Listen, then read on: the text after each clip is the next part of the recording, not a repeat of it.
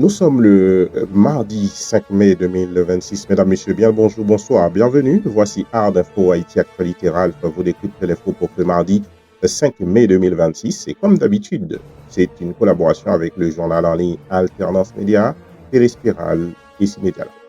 Tout de suite, mesdames, messieurs, voici les principaux titres qui ont marqué l'actualité pour ce mardi 5 mai 2026.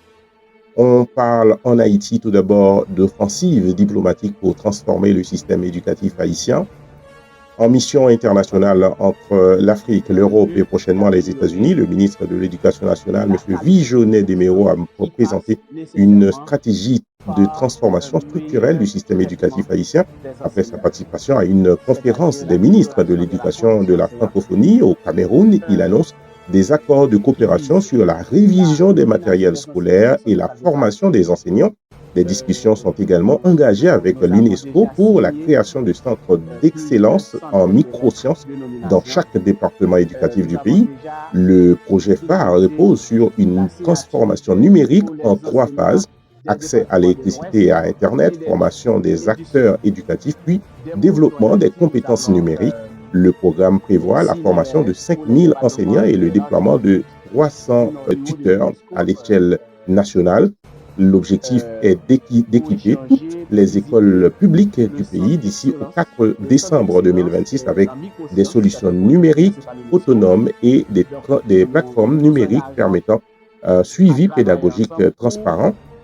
Le financement devrait être soutenu par la Banque interaméricaine de développement, la BID, tandis que la diaspora est appelée à contribuer activement à cette réforme en profondeur de l'éducation en Haïti. On parle toujours éducation, nomination, paiement et formation au cœur des annonces du ministre de l'Éducation nationale et de la formation professionnelle. Le ministre Vijonnet Desméraud annonce avoir déjà signé plus de 250 lettres de nomination d'enseignants, notamment dans les régions de Petit-Goâve, les Palmes et des NIP. D'autres nominations sont en cours pour plusieurs départements du pays, dont l'Artibonite et le Nord-Ouest. Ces mesures visent à répondre à une revendication structurelle du corps d'enseignants en matière de reconnaissance administrative et salariale. Sur le plan financier, les fonds destinés aux enseignants ont été transférés depuis le 26 mars 2026 vers les directions départementales, bien que des retards persistent en raison de contraintes de trésorerie. Parallèlement, un programme de formation de 5000 enseignants est prévu d'ici au 30 septembre 2026 avec intégration d'outils numériques et d'intelligence artificielle. Ces annonces interviennent dans un climat de tension avec les syndicats qui attendent des résultats concrets de la part du ministre de l'Éducation nationale, M. Vijonnet Desméraud.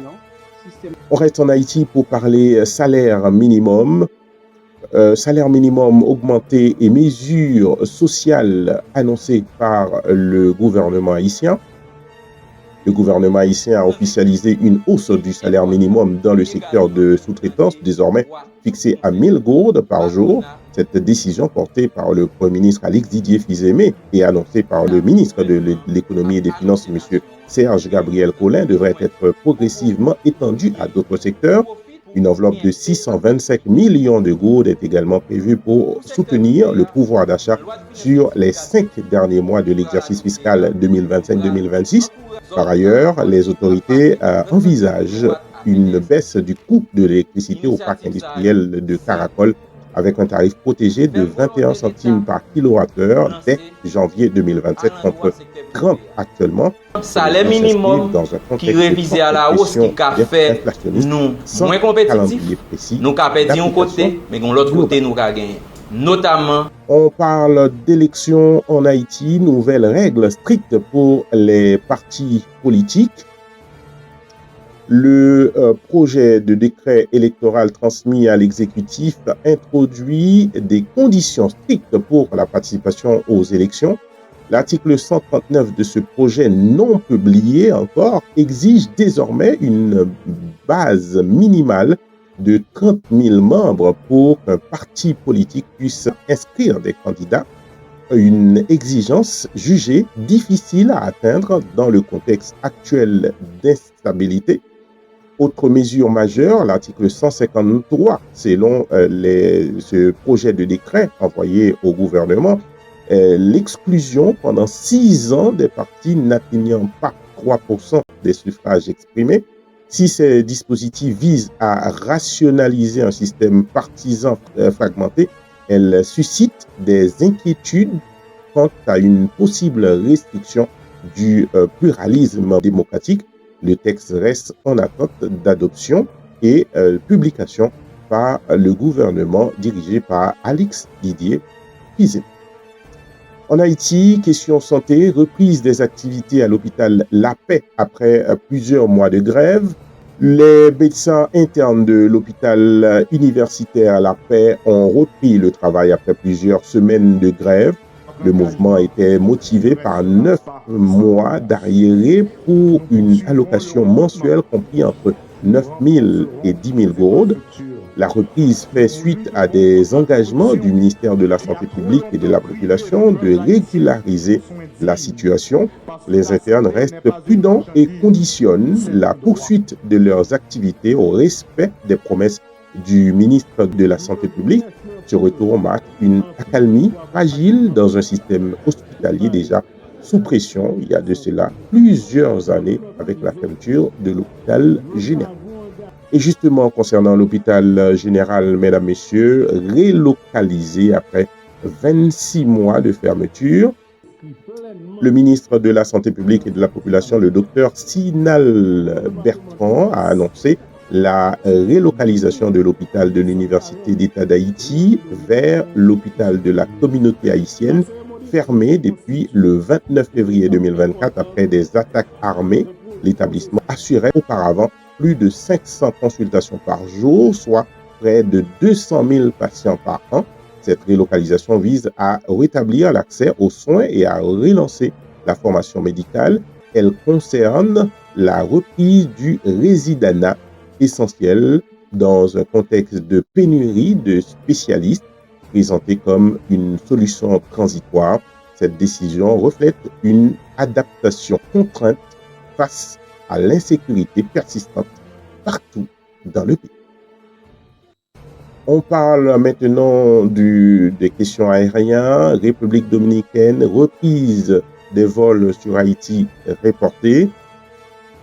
La reprise des vols entre Haïti et la République dominicaine, initialement prévue au 1er mai 2026, est reportée sine die. La junte de l'aviation civile dominicaine conditionne cette réouverture à la finalisation d'un protocole de sécurité couvrant les aspects sanitaires, migratoires et phytosanitaires. Malgré une résolution adoptée le 22 avril dernier, aucune nouvelle date n'est avancée. Cette suspension intervient alors que les discussions bilatérales avaient repris le 17 avril 2026 à Codévi, illustrant les fragilités persistantes dans les relations opérationnelles entre la République d'Haïti et la République dominicaine. On parle toujours de diplomatie, coopération sécuritaire. La Colombie partage son expertise en réinsertion. Une délégation de l'Agence colombienne pour la réintégration et la normalisation est en mission de 5 jours à Port-au-Prince pour partager son expérience en désarmement et réinsertion.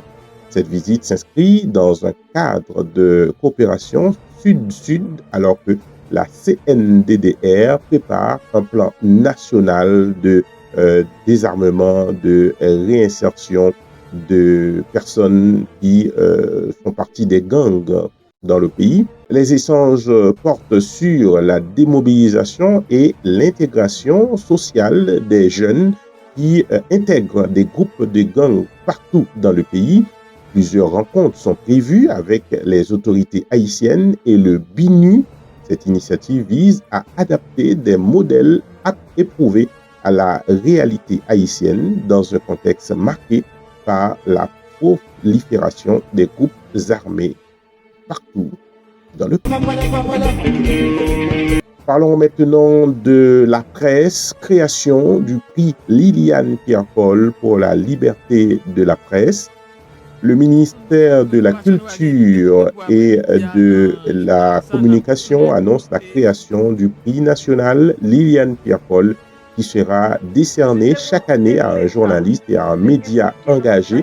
L'annonce a été faite lors du forum Promédia organisé à l'occasion de la journée de la liberté de la presse. Ce prix rend hommage à la journaliste décédée le 31 juillet 2023 et vise à valoriser le rôle des médias dans la consolidation de l'état de droit. Les autorités appellent également à une meilleure structuration du secteur pour renforcer sa crédibilité. C'est une décision qui est quand même bienvenue et qui porte un nom symbolique. Liliane Pierre-Paul, une des journalistes qui a combattu pour la liberté de la presse en Haïti. On va maintenant, mesdames et messieurs, aux États-Unis pour parler du procès Maduro aux États-Unis. Audience fixée au 30 juin 2026 à New York. Une nouvelle audience dans le dossier visant Nicolas Maduro, c'est son épouse Cilia Flores, est fixée au 30 juin 2026 devant le tribunal fédéral des États-Unis. Officiellement inculpé avec son épouse Cilia Flores de trafic de drogue. 2 jours plus tôt, le couple était enlevé lors d'une Le juge a suspendu les délais liés au principe de procès rapide, prolongeant ainsi la procédure. La défense a retiré certains recours, marquant un tournant stratégique.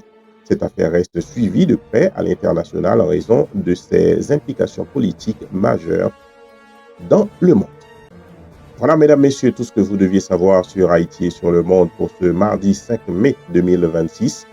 Pour vous servir, c'est votre serviteur Alpha Siméon. Et comme d'habitude, c'est une collaboration avec le journal en ligne Alternance Média, Téléspirale en Floride et C-Media Lab. Je vous invite, mesdames et messieurs, à continuer à nous suivre sur Facebook Ard Info ou sur notre compte personnel Ralph Siméon ou sur notre compte YouTube Ard Info TV. Je vous donne rendez-vous demain mercredi pour une nouvelle édition Ard Info. Mais d'ici là, je vous invite à continuer à nous suivre sur tous nos pages puisque nous sommes partout avec vous. Merci pour votre fidélité. À bientôt.